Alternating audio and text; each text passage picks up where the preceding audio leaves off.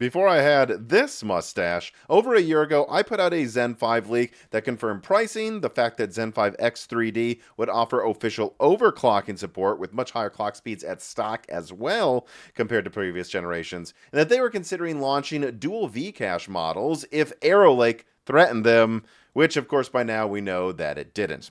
However, we do know that Zen 5 X3D did end up having higher clock speeds than previous gens, and also that the pricing details I put out turned out to be 100% correct. And so I've had no doubt that the rest of the information I gained from sources last year was correct, that there was a dual V-cache model AMD could launch basically whenever they want, when they wanted to. And this was backed up by Leo from Kit Guru on Broken Silicon as well, that confirmed that he had spoken with people that said they knew people like well-connected overclockers, AIBs that had access to some test systems with them that currently already had earlier in the year dual Vcache Zen 5 models, and that they were basically just wondering when AMD would end up launching one. Well, so, with that additional confirmation from Leo, and of course the information I put out last year that ended up being correct with everything but the dual Vcache model so far, I've basically just been sitting here waiting to see when AMD will decide it's necessary, or wondering honestly if they would even ever decide it was necessary to launch a stronger flagship than the 9950 X3D that has a single CCD with Vcache. However, after an alleged leak from Twitter handle Chili Dog earlier this week, which I do think we should take seriously because he's been right about this sort of a leak before, I am now triple confident it's happening, and happening soon. And actually, upon seeing his leak get shared in the Moore's Law is Dead Discord, I forwarded it to my sources for feedback, and what you're seeing on screen right now is the feedback that I received. So, one source here, it's not Leo, but it is someone in the tech press, told me that they have been constantly hearing about a dual X3D Zen 5 chip since Q1 of 2025. However, this person still didn't have any concrete info from contacts that they trusted 100%, and so they doubted an official, at least non-paper release was going to happen until December of this year, and frankly, this person thought it was probably going to happen next year.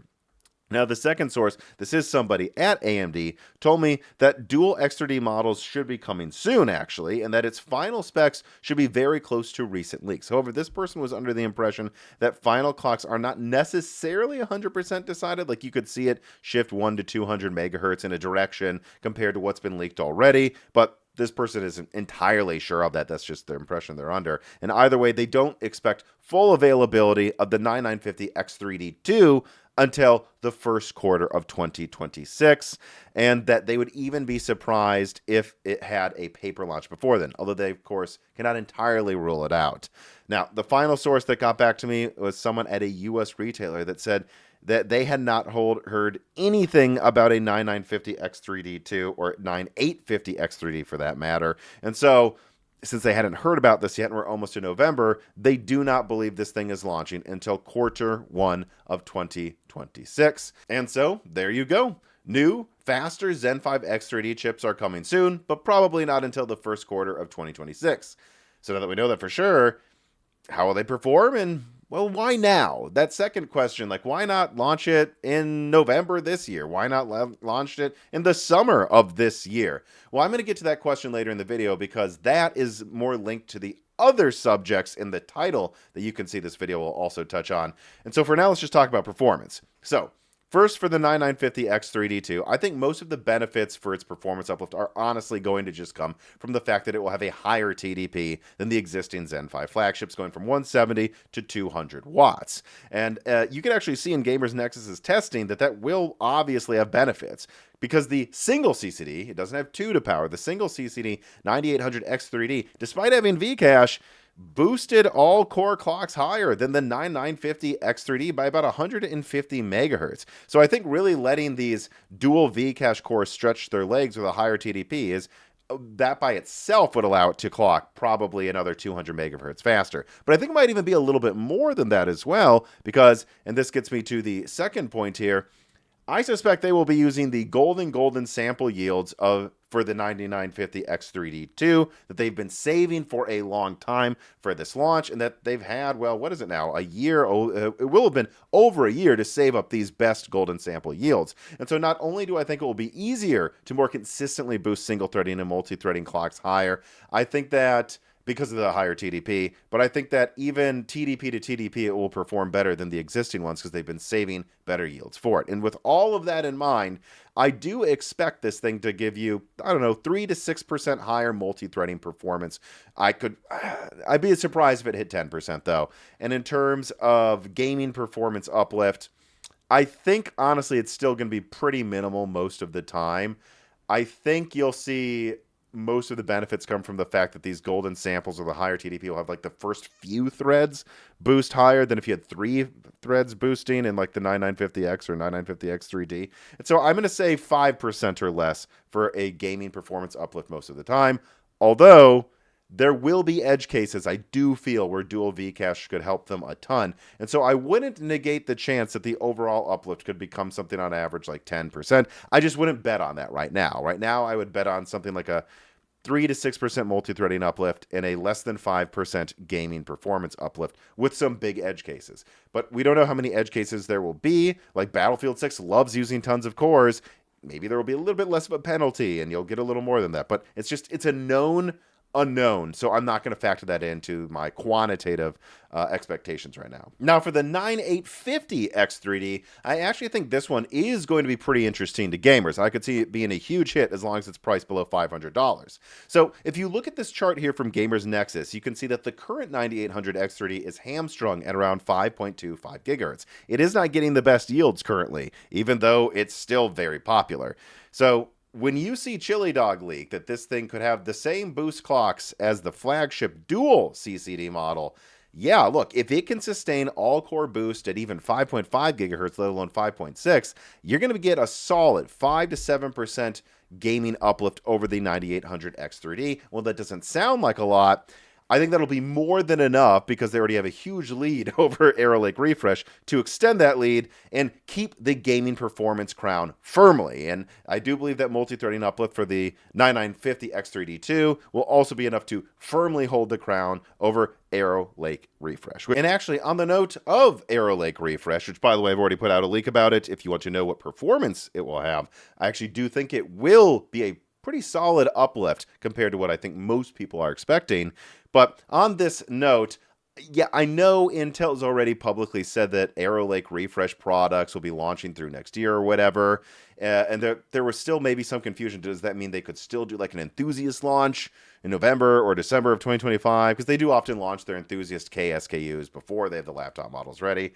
And I'm here to tell you that the answer is probably not. At least what I was told this month is that these products have their qualification date set at the second half of December of this year.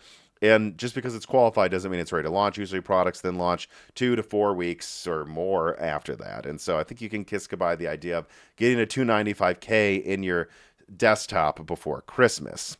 But that does raise an interesting point, though, which is that it would have been very easy for AMD to launch something that will crush the 295K, the 9950X3D2, that is. It would have been easy for them to launch that before it. Like, remember, Leo even backed up that this thing could have launched in the middle of this year or something. So, like, why didn't they launch the 9950X3D2, even though it was probably ready months ago? What is making them now decide to get that out there? And that gets me to the next part of the video. You see, there have been recent updates from TSMC that I believe are pushing AMD to try to get a stopgap flagship out because they might have to delay Zen 6. I'm going to talk about that and also leak exciting release date details for Nvidia's laptop CPUs. But first, an ad from a sponsor. This piece of content is brought to you by Micro Center. October is the fall savings event at Micro Center, so make sure you support the channel by clicking the links in the description to check out the widespread sales that Micro Center is conducting right now. But that's not all. Also in the description, you will find a link to sign up to get a free 128 gigabyte flash drive when the Phoenix, Arizona Micro Center opens, and there's also a link to Micro Center's news center so you can see lead stories for all the newest upcoming tech. And besides saying that, I don't know what else there really is to say. Micro Center's been a fantastic sponsor of Moore's Law is Dead for years now, and that's because they've been easy to work with, good to the channel, and, well, someone we're proud to work with because they really do give you fantastic deals like the latest, fastest gaming processors below MSRP with free RAM, and then also, of course, discounts on bundled motherboards as well. Now is an excellent time to build a PC. I really do think that right now in 2025, when you look at where CPU and RAM prices are going, and Micro Center is probably the best place to do it. So support Moore's Law is dead by checking out the links below to Micro Center today. Okay, so for the first part of this section of the video, we need to start with Hardware Unboxed latest testing of the 9800X 3D against Arrow Lake with 200S boost, and also with stupid, and I do use this word intentionally, stupidly fast memory along with it. And even then, the 285K loses horribly to the 9800X 3D. As you can see, if AMD can extend their lead by another 4 to 7%, they should be at least 40% faster than Arrow Lake 1.0 in gaming. And I bet some averages could even find it 46% faster or something. Maybe in extreme scenarios, 50. That is just a huge mountain above where Intel is right now in gaming performance. In fact, it's so big that if we go and look at what Nova Lake is going to bring over Arrow Lake 1.0, according to my sources, it's plausible the 9950X3D2 and the 9850X3D could trade blows with Nova Lake, even the big last level cache variant, before APO Plus is factored in. And even with APO Plus, there's a chance the 9950X3D could end up still tying or maintaining a lead in gaming. Now, in multi-threading, no. Nova Lake will absolutely wipe the floor with the 9950X3D2, according to the scratch math I did for this video. But nonetheless, you could see how, even without Zen 6, these new higher boosted X3D chips, the 9950X3D2 and the 9850X3D, if they can claim trading blows with Nova Lake in gaming and maybe even keeping up sometimes in mixed threading, that is like using 4 to 8 threads like most applications do, not having to rely on 40 cores to get a multi-threading win, you could see AMD being able to make an argument that you shouldn't wait for Nova Lake, and that if they can keep these 4nm X3D chips much cheaper than the 2nm multi-tile Nova Lake, which should be easy to do, they could keep an argument out there that you should still just buy AMD holiday of 2026 if all they have is Zen 5X 3D products versus getting Nova Lake in a new expensive platform. And by the way, the new platform argument for longevity for Nova Lake does not hold. I've already leaked that AM5 will support not only Zen 6 but also Zen 7, and I've also leaked that one of the products that was meant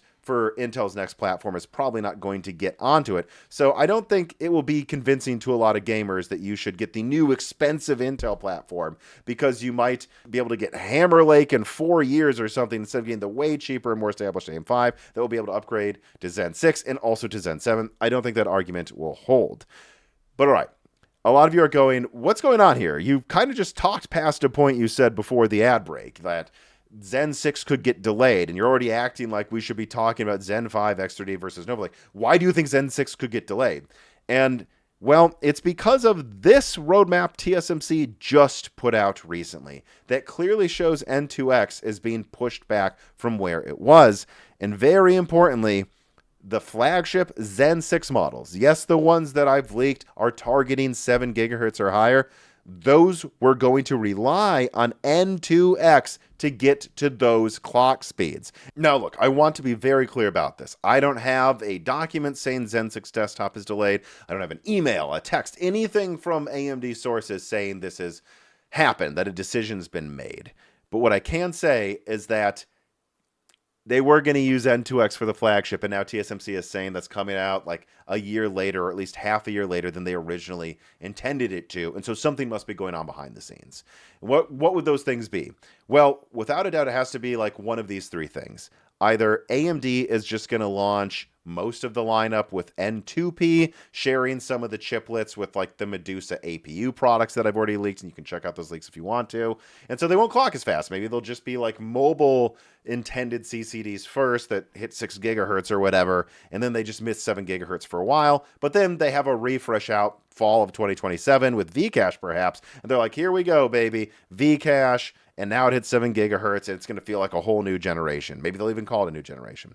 That's definitely something that they could do. And I would recommend they at least do that, because I think Zen 6, even without N2X, is going to be fast enough to compete well with Nova Lake or beat it. So it's that, or they are just going to delay Zen 6 desktop. And I could see that actually happening because Well, I've heard it's been having delay issues for a while. That, like, at first it was quarter 3, and then I heard quarter 4, and that's why I've always just kind of shakily said second half of 26. And then I heard maybe end of like late December or something. So I've always heard that this could happen, and maybe it was linked to TSMC. I don't know, but maybe they will do that. Maybe they'll just delay it because, like I said earlier in the video, maybe the 9950X 3D2, if it undercuts Nova Lake heavily in price, can still hold the gaming crown, and they don't even need Zen 6 next year. So it's either, it's either they're going to launch half of the lineup first, they're going to just delay the lineup until 2027, or the third option is that what's going on at TSMC is they've redefined N2X to be some better node than originally planned. And so whatever variant AMD is already planning, whatever TSMC libraries they're planning Zen 6 for, isn't affected by this, and they just won't brand it as N2X when it comes out. They'll just call it custom N2P or something. And that's kind of what Ampere did with Samsung, where they had a custom 8nm node that wasn't perfect, but was pushed to the limits just enough to be able to successfully compete with a TSMC 7nm node. So I don't know, it's one of those. But again, let me be clear about this. No laptop products in documents I've seen for Zen 6 said anything about N2X. They all said either N2P, N3P, or N3C, depending on which Zen 6 APU it was. And so I don't think you have anything to worry about Zen 6 laptop APUs rolling out by the end of next year, and some of them much before the end of next year. And they're going to want to do that because they're going to have new competition, not just from Intel Panther Lake, but also from Nvidia and their N1 and N1X APUs. Let me also put these quotes on screen from sources that were sent to me actually just in the past week. So yep, let's get through this Nvidia N1X APU release date leak before we close out the video.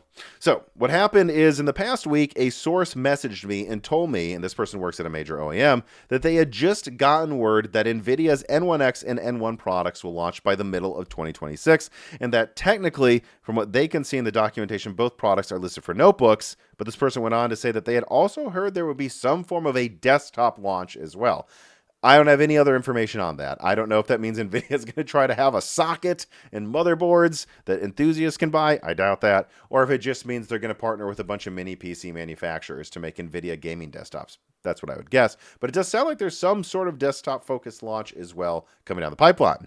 Now, after that, I reached out to another source who is an NVIDIA partner and said that and this person said that, yes, they can confirm that NVIDIA will launch their APUs to consumers by Q2 for sure, because Alienware is targeting Q1 for the launch of a 16-inch laptop that utilizes them. And so, while I can't be sure what will happen at CES, and to be fair, NVIDIA's canceled announcements of these APUs before because they had a bunch of issues.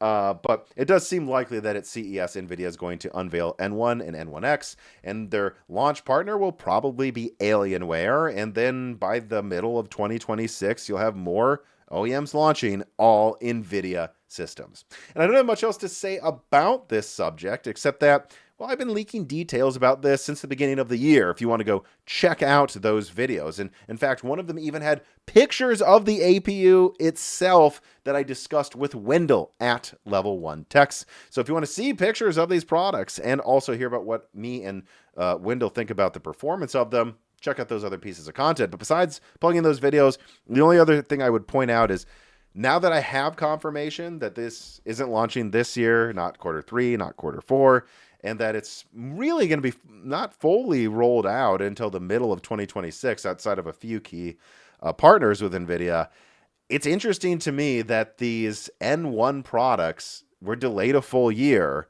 just like Strix Halo. This is a direct competitor to Strix Halo, and yet, just like Strix Halo launched a year after it was supposed to, this one is as well. And so I just think that's worth pointing out, that it is hard. It is hard to make multi-chiplet, powerful APUs that compete with Apple, whether you're AMD or whether you're NVIDIA. And that is going to do it for this video. I hope you enjoyed it. If you did enjoy this video, please make sure to like it, to share it, to comment down below, give me hype points, and also make sure you're subscribed to the Moore's Law is Dead YouTube channel and ring that bell button. Higher subscriber counts does help a ton. Additionally, Please consider joining the Moore's Law is Dead Patreon. Even the lowest tier gets access to asking guest questions, a catalog of die shrinks. Higher tiers get tons of bonus content every month without any ads, and the ability to ask questions in all episodes, live streams, a Discord with thousands of people that like to talk with you, including me, after this video comes out. And actually, I'm about to put out, once this video drops, a request for questions for Ed Elson of the Prof G Markets podcast. We will be talking about Nvidia competing with AMD in laptop and the AI bubble and when it will likely pop. So join even the $1 tier and you can ask that guest questions. But for everybody else, at a minimum, you made it this far in the video. Well, thank you for watching.